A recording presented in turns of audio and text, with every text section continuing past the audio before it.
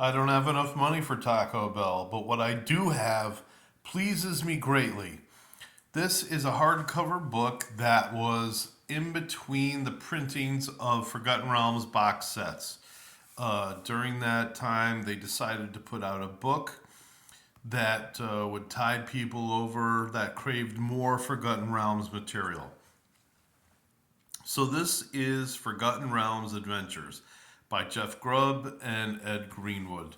Ed Greenwood, of course, is the original creator of the Forgotten Realms and the world of Faerun. Look at this. I still have one of the receipts in it. Okay, hey. I think I paid $12 for this. Pretty good. This book's in fairly good shape. So, yeah, this book, its main importance is to describe what happens after there was a huge fight amongst the gods and how it affects some of the different classes in the realms, mainly clerics. So you've got the wizards and the spell progressions of clerics. And then it talks about wild magic regions and all that in case your guys were involved in any of that.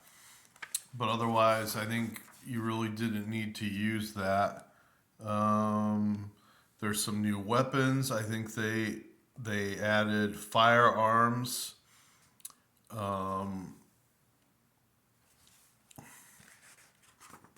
Personally, I have my own little way of doing that, and it kind of involves penetration power of the shot. But yeah, you've got a lot of your gods are listed here, and all of these gods, it kind of reminded me of the symbols and everything that were in that Black Isle game. I think it was Waterdeep in the north, something like that. Or I'm not sure. Look at that. That's interesting. Fire hair. Again, I think this was after those novels that had come out that kind of rearranged or the whole thing of gods after some of the gods ended up getting killed. The Lord of Bones. So one of the main attractions of this book is the new spells that were added to the game. And even though I run a Greyhawk game, I would allow my wizards and clerics to use some of these spells. There are some really good spells in here. Snillock, Snowball, Anagazar's,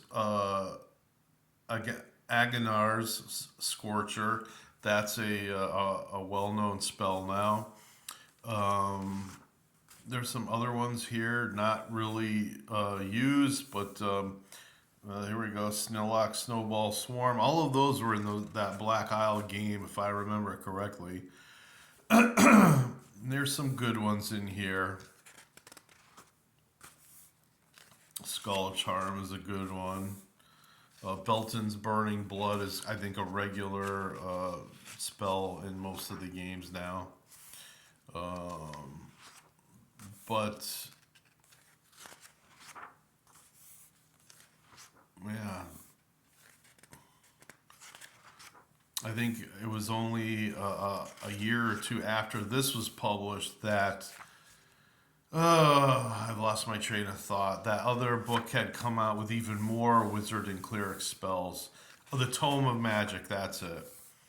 And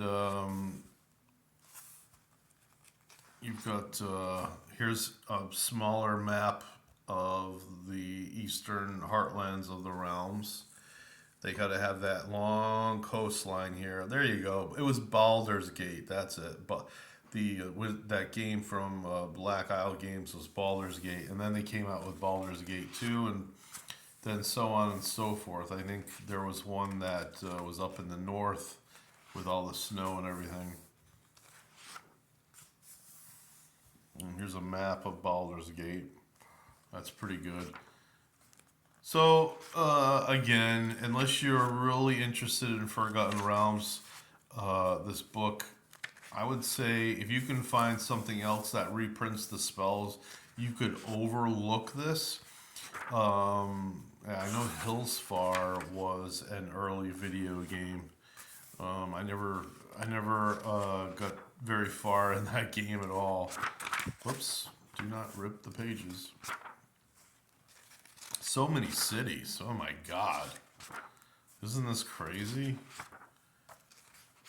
Wow, so many.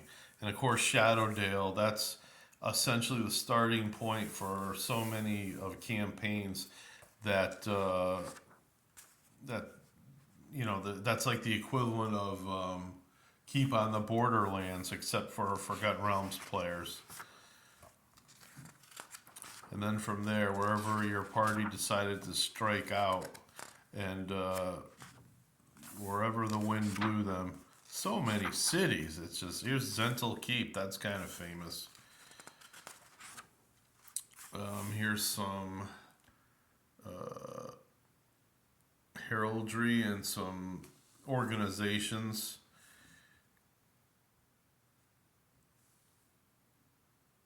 I know the Harpers or something are one of them, but yeah, they talk about, look at this, oh my lord, known agents.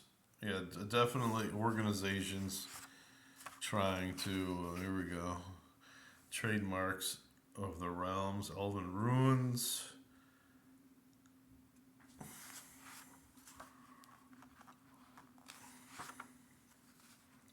And there was a time where Forgotten Realms, they were pumping out like 3, 4, 5 novels a year. And of course, they don't make fantasy novels like they used to. Some of them are not even in reprints, so you'd have to go. If you really wanted to collect all those books, you'd have to slowly build up a collection, or hopefully find, there's treasure tables. Hopefully find some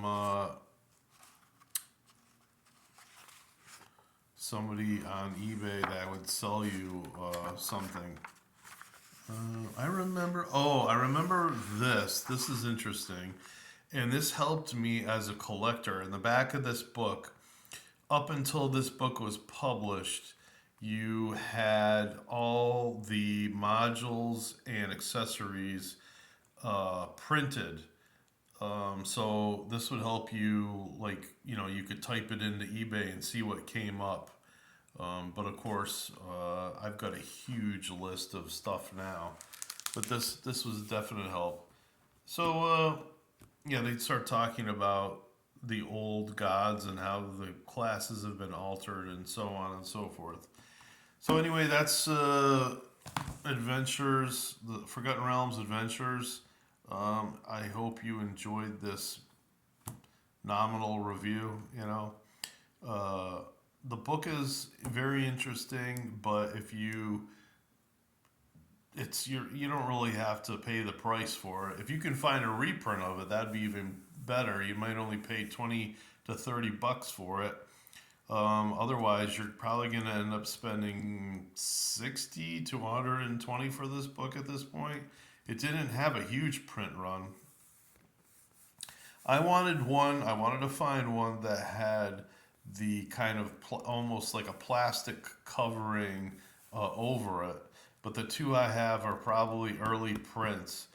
And I think there was only 2 or 3 printings of this book with the female paladin on it.